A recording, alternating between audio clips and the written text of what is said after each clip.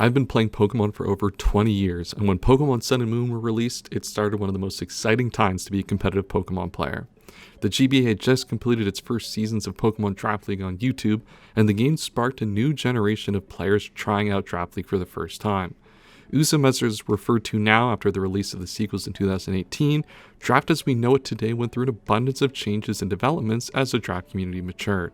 Z-moves were an exciting and divisive mechanic, the evaluation of Pokemon was wildly different, and teams' compositions drastically improved over the course of the 4 years that this was the main Pokemon game.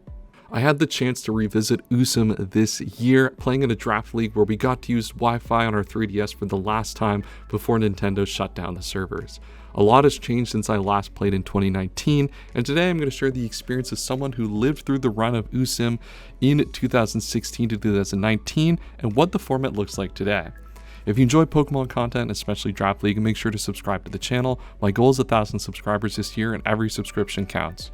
Draft League teams today are typically drafted using a point system, where players are given a certain allotment of points, usually 110 to 120, and are then able to draft a team of 9 to 11 Pokemon that vary in value from 1 to 18 points to form their team. This was not the standard in Generation 7, as we often had leagues using tier systems, grouping Pokemon into larger buckets of tiers and allowing players to take a certain number of Pokemon from each tier. This resulted in situations where Pokemon like Mew and Celesteela that caused virtually the same in contemporary tier lists to be worth as much as 5 points or a full tier's worth different. We would see similar issues lower down the board as well, where seemingly similar Pokemon would be in different tiers, making it more difficult to evaluate what Pokemon was worth drafting, as points and tiers were a bigger part of the evaluation. Even if one Pokemon was only slightly better, if you could use one of your lower tier slots to get a Pokemon of similar value, that was a much bigger benefit to you than getting the more objectively powerful Pokemon.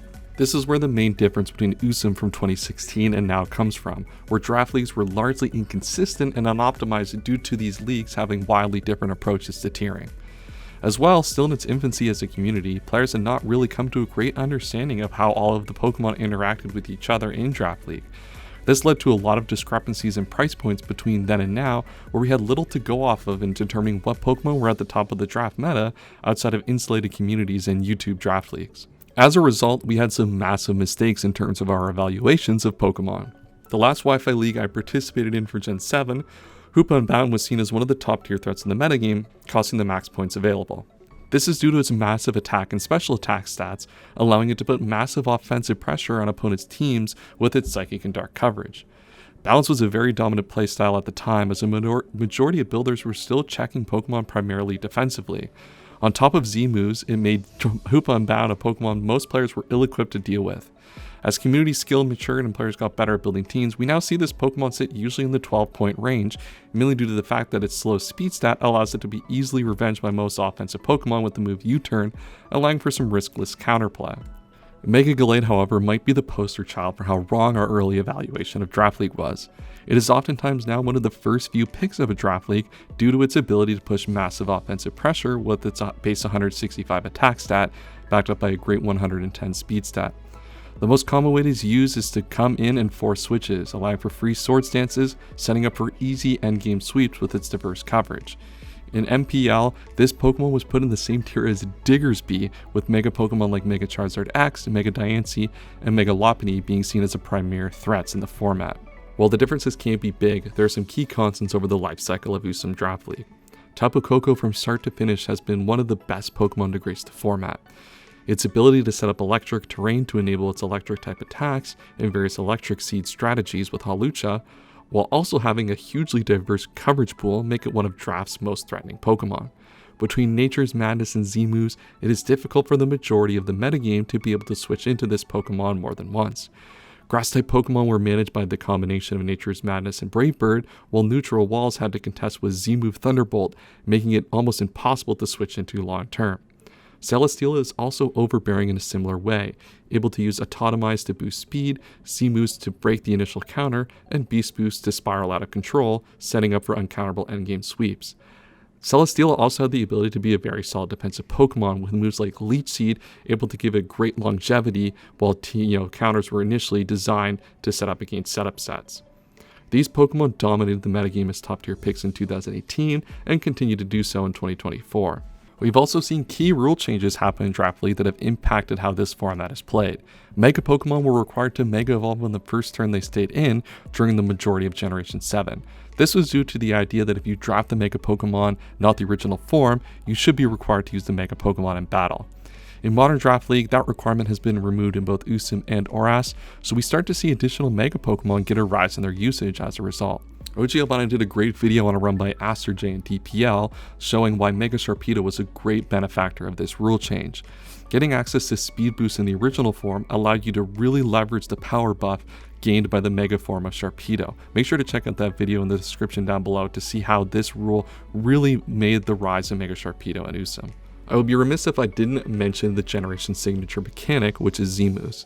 Z-moves would allow you to give your Pokemon a held item based on a type such as Grass or Electric that allow you a one-time boost of that specific move at any point during the game. Usually this would double in power depending on the base power of the move and would give you the opportunity to attack even through Protect to deal massive damage. This was essentially a more balanced form of the Terra mechanic, as it allowed you to get that different typing on one of your Pokemon to higher power at least once or twice throughout the game. This mechanic was very divisive at the time that Usum was around, oftentimes people, including myself, calling for the mechanic to be banned.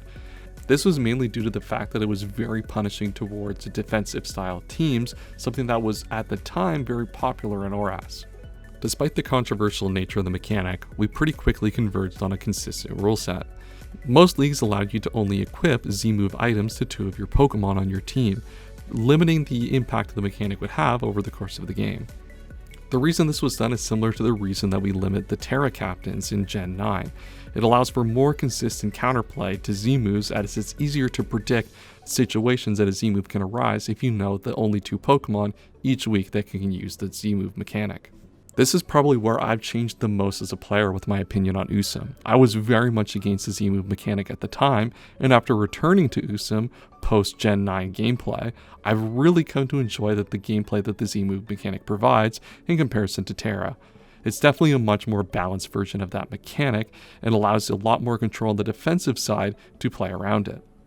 While the offensive side of Z-moves and Terra are very problematic to deal with defensively, changing the type makes it so you can create so many more setup opportunities that wouldn't exist otherwise.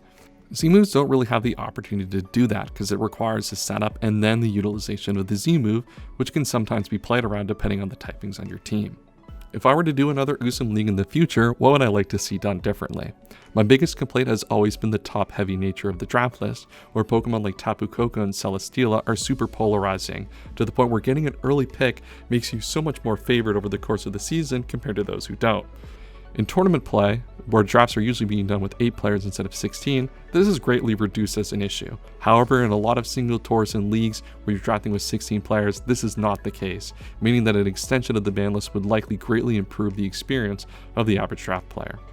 So what are your thoughts on Usum Draft League? Have you played it before? Are you interested in playing it in the future? Did you play it back in 2016 and have revisited it recently? Let me know what you think of the format in the comments down below.